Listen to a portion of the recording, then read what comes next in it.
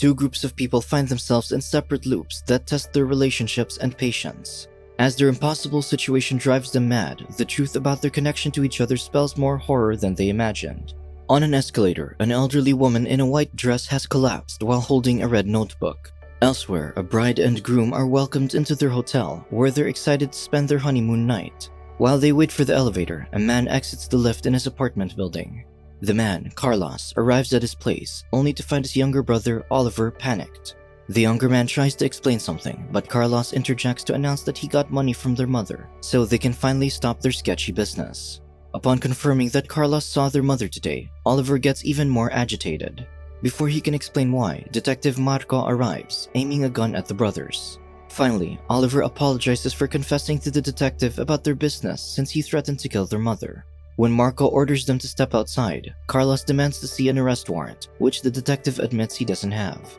Carlos points out that he made his brother confess through blackmail, and now he's arresting them without documents. Still, Marco doesn't relent and yells at the men to go outside. Afraid, Oliver begs his brother to just follow orders, but this leads to him and Carlos in a struggle.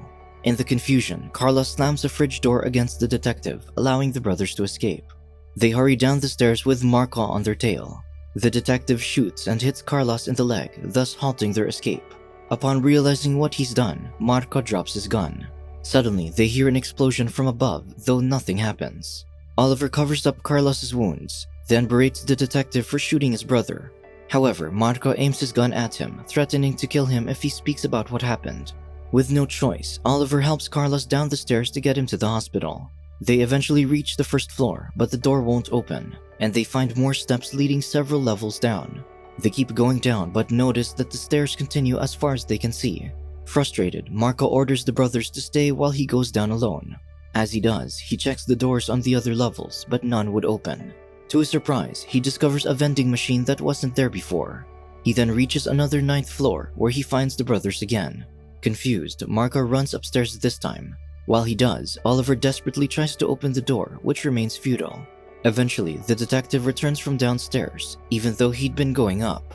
To test this theory, Marco drops his keys between the steps and it falls back from above, confirming that the place is on a loop. The detective points his gun at the men, accusing them of slipping a hallucinogen on him, but Oliver argues that they're trapped too.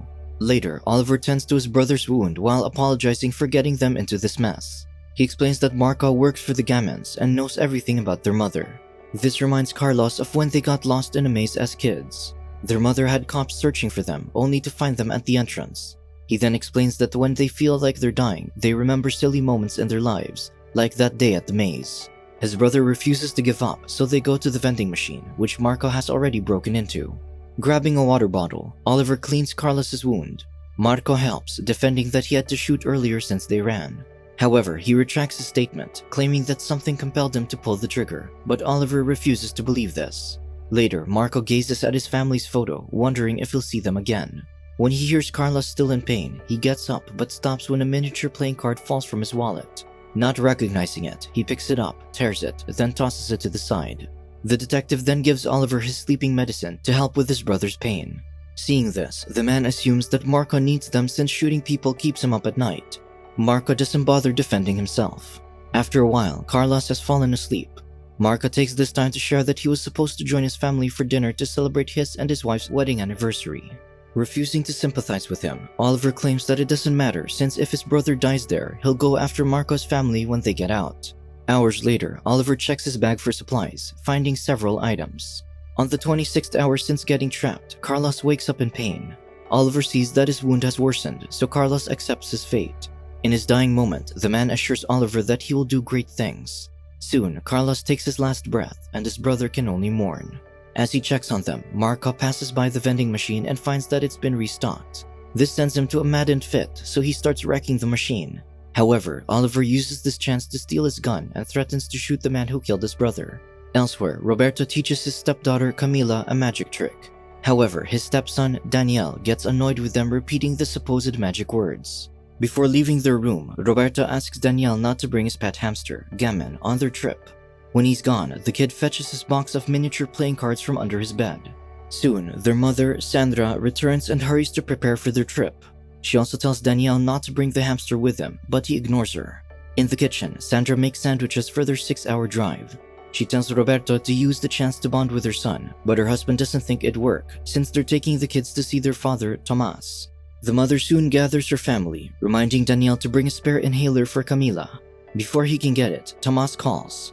Daniel takes the chance to ask permission to bring gammon, which his father agrees to. Soon, the family hits the road. Over an hour into the trip, Roberto notices a piece of bamboo in his car, which he throws out the window. Camila wonders why they don't seem to reach the pond up ahead, even though they're driving towards it. Her stepfather jokes that it's because they're on an infinite road. Soon, they arrive at a gas station, and while waiting for the others from the restroom, Camila tells her stepfather that Daniel told her not to trust him, since he's not their real father. To prove that she can trust him, Roberto offers her some juice. She refuses since she has allergies, but her stepfather points out that it's guava, which she isn't allergic to. With that, Camila drinks the juice. When her mother calls her, she gives Roberto her inhaler as a sign that she trusts him. Not long after, Sandra returns with her kids, scolding her husband for giving the juice to her daughter. She reminds him that Camila has asthma and is allergic to lemons. The man defends that he gave her guava, but she points out that the juice also lists lemons as its ingredient. Because of this, Camila struggles to breathe when they continue their trip. When it gets worse, Roberto stops the car and grabs his stepdaughter's inhaler from his pocket, but ends up dropping and breaking it. Sandra asks her son for the spare, but Daniel realizes that he forgot to fetch it when his dad called. Panicked, Sandra orders her husband to drive back home. Before getting far, they hear an explosion in the distance, but Sandra tells Roberto to keep driving. They return to the gas station to get another inhaler, but Sandra doesn't find anyone at the store. They hit the road again, and Danielle notices a sign for a cabin. Over an hour later, Sandra accuses her husband of drinking again, since he can't find the exit to the highway. Meanwhile, Danielle tries to keep Camila calm. Just then, Roberto notices the same gas station from before. They check the place to ask for help, but no one's there. They later rest before the sign while figuring out where they are. Roberto insists that the gas station shouldn't be there since he's been driving the same highway for 20 years, and he's never seen it before. However, Danielle points out that his map is 30 years old, convincing Sandra that her husband missed something. The man insists that the road is repeating, but Danielle thinks it's impossible. Hours later, Danielle points out that it's still sunny even though their watches claim it's already 7 in the evening. They then arrive at the same sign, and Sandra panics since she also hasn't seen any exit. She brings her daughter out of the car, hoping to give her some air. Camila tells them that she trusted Roberto, but he got them lost, making the man feel more guilty. They continue down the road again, but Camila soon loses consciousness. Her mother and brother are driven to tears, begging for a way to wake her up. After more hours of driving, Sandra screams out of desperation. Mournful, Roberto stops the car and asks the heavens for some answers. He then realizes that the roads are endless, but the fields on either side might not be, so he runs off to find help. While waiting for him, Danielle and Sandra beg Camila to wake up, but to no avail. The mother desperately speeds down the road while trying to wake herself up, thinking that this is just a nightmare. Her son yells at her to stop as he can't feel Camila's pulse anymore, and soon, she hits the brakes. Danielle carries his sister out of the car, and the moment he does, Sandra speeds away again, driven mad. Soon, Danielle sees Roberto returning. Seeing that he came out on the opposite side from where he went, the man collapses, realizing that they're truly trapped. 35 years since the men got trapped, the infinite stairwell is now littered with the items they've had, which continue to multiply daily. An older Oliver maintains his hygiene and exercises, while the elderly Marco has become frail. After his routine, Oliver prays over his bag before checking to see that the items have been replenished again. He then organizes the items and carries Marco so they can pray over Carlos's skeleton. Afterward, they discuss Marco's family, so the father lists how old his wife and daughter should be today, and even imagines that his youngest is getting married soon. He also remembers wanting to tell Oliver something, but can't remember what it is. On the infinite road, the family's car and gas station store is littered with items that also multiply daily. A drunk and elderly Roberto spends his days being intimate with his frail wife, drinking and driving recklessly. Meanwhile, an adult Daniel has set up camp in the fields. His routine includes traversing the fields with his sister's bag, which also replenishes its supplies daily.